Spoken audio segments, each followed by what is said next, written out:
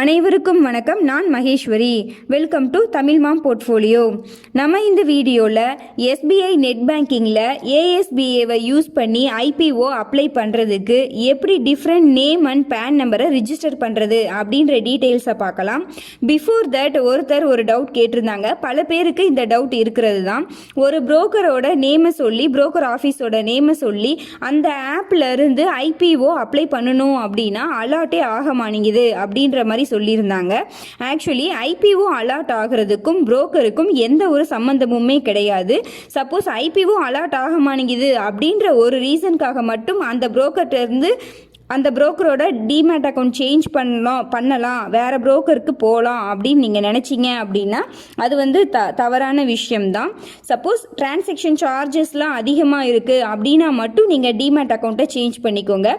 IPO alert ஆக மாட்டேங்குது எப்போவுமே அப்படின்ற ஒரு காரணத்துக்காக நீங்கள் மாற்றுறீங்க அப்படின்னா அது தேவையில்லை தான் என்னை பொறுத்த வரைக்கும்.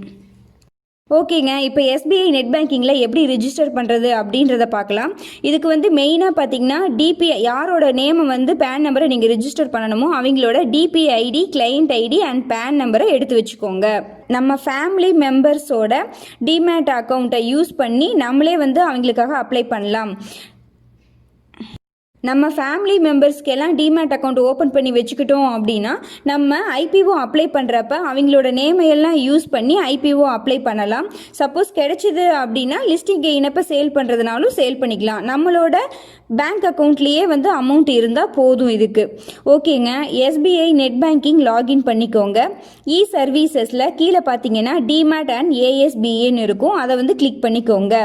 அதில் பார்த்தீங்கன்னா ஏஎஸ்பிஏ சர்வீசஸ் ஐபிஓ அப்படின்னு இருக்குது. அதில் கீழே ஐபிஓ ஈக்விட்டின்னு இருக்குது. அதை கிளிக் பண்ணிக்கோங்க. அப்ளை ஐபிஓ அப்படின்னு இருக்கும். அக்செப்ட் கீழே எல்லோ கலரில் அக்செப்ட்னு இருக்கும். அதை கிளிக் பண்ணிக்கோங்க. இப்போ அப்ளை ஐபிஓ செலக்ட் கேட்டகரி கேட்கும். நம்ம எல்லாருமே பார்த்தீங்கன்னா இண்டிவிஜுவல் தான். இண்டிவிஜுவல் கிளிக் பண்ணிக்கோங்க. இப்போ பர்கர் கிங் இருக்குது. ஸோ நான் பர்கர் கிங் கிளிக் பண்ணியிருக்கேன். ஸோ பர்கர் கிங் கம்பெனியை பற்றின டீட்டெயில்ஸு, எவ்வளோ குவான்டிட்டிலாம் அப்ளை பண்ணணும் அப்படின்ற எல்லா டீட்டெயில்ஸுமே அதில் வரும். அதுக்கு கீழே பார்த்தீங்க அப்படின்னா அப்ளிகேண்ட் நேம் இருக்கும். ஆல்ரெடி நம்ம ரிஜிஸ்டர் பண்ணியிருந்தோம் அப்படின்னா அதுக்கு பக்கத்துலேயே பார்த்தீங்கன்னா செலக்ட் ரிஜிஸ்டர்டு அப்ளிகேண்ட்னு இருக்கும். அதை கிளிக் பண்ணிக்கலாம். நம்ம இப்போ தான் ரிஜிஸ்டர் பண்ண போகிறோம் அப்படின்றதுனால அதுக்கு கீழே இருக்கிற லிங்கை கிளிக் பண்ணிக்கோங்க.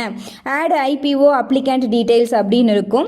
நம்ம நேமு, அவங்களோட பேன் நம்பர் எகைன் கன்ஃபார்ம் பண்ணிக்கோங்க.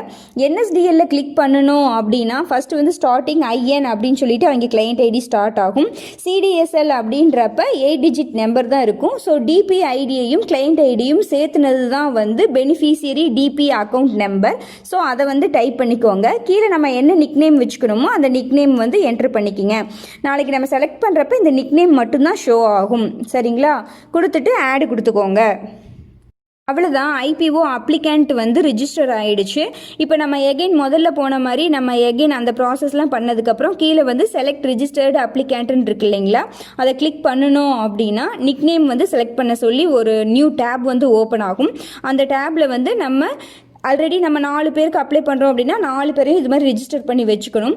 ஸோ ஒவ்வொரு டைம் நம்ம ஐபிஓ அப்ளை பண்ணுறப்பையும் இந்த நேமை நம்ம செலக்ட் பண்ணிக்கலாம். ஒவ்வொருத்தர் பேரையும் செலக்ட் பண்ணி ஒவ்வொருத்தர் பேர்லேயும் ஒவ்வொரு லாட்டாக பிட் பண்ணிக்கலாம்.